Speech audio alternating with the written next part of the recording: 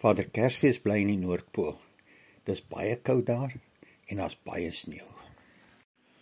Vader Kersfees met sy groot rooi jas en sagte wit baard werk hard in die speelgoedwinkel om al die speelgoedjies reg te kry. Die elwe spring op en af en help fliks. Hulle verf speelgoed, bind strikkies vas en sing kersliedjies. Buite raak die bokkies heeltemal opgewonde want hulle weet, as hulle klaar die speelgoedjies gemaak het, dan word dit gepak en dan moet hulle die slee trek.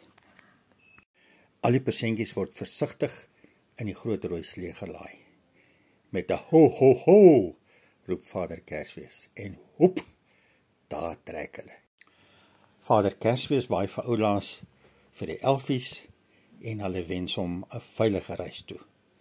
En daar gaan hy, hoog deur die lug, op pad na al die kinder- en dieremaatjies toe. Vader Kersfees se eerste stop is by Wannie se huis. Hy sukkel maar om 'n bietjie deur die koorsteen te kom.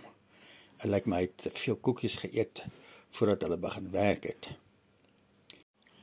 Vader Kersfees kom stadig en baie versigtig nader gestap, want hy sien Wannie lê en slaap by die kersboom. Hy sit sy persentjie neer, pragtige groot rooi trok, en hy dink, die mannetjie en sy pa gaan daar nou lekker in die veld speel, met hierdie speelding.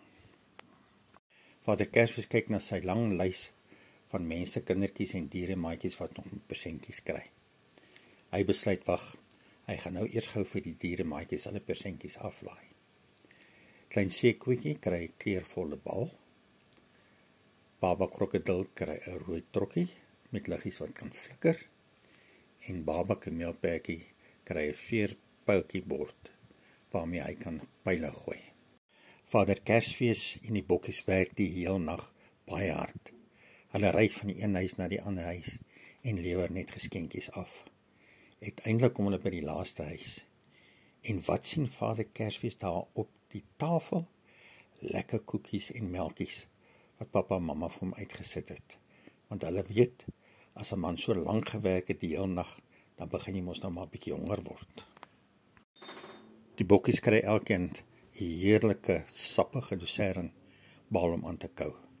Hulle het hard gewerk en hulle kort ook 'n bietjie kossies, sodat hulle hulle werkies verder kan doen. Gelukkig is die slee nou leeg en trek hy nie meer so swaar nie. Vader Kersfees en die bokkies is uiteindelik veilig tuis by hulle huis. Die elfies verwelkom hulle by die voordeur.